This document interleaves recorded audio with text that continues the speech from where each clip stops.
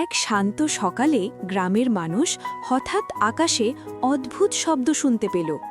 সবাই অবাক হয়ে ওপরে তাকালো। ঠিক তখনই আকাশ থেকে ধীরে ধীরে একটি বিশাল দৈত্যাকার ফল মাটির দিকে পড়তে শুরু করল। ফলটি এত বড় ছিল যে পুরো মাঠ ঢেকে গেল।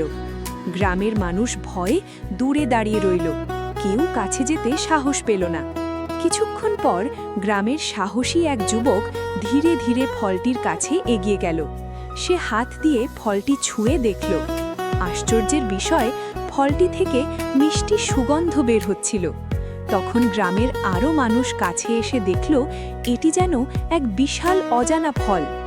গ্রামের বৃদ্ধ বললেন, হয়তো এটা প্রকৃতির এক আশ্চর্য উপহার।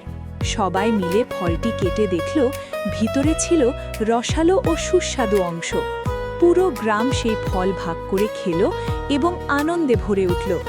সেদিনের পর থেকে সবাই বিশ্বাস করতে শুরু করল, প্রকৃতি মাঝে মাঝে সত্যিই অবিশ্বাস্য উপহার দেয়। ধন্যবাদ।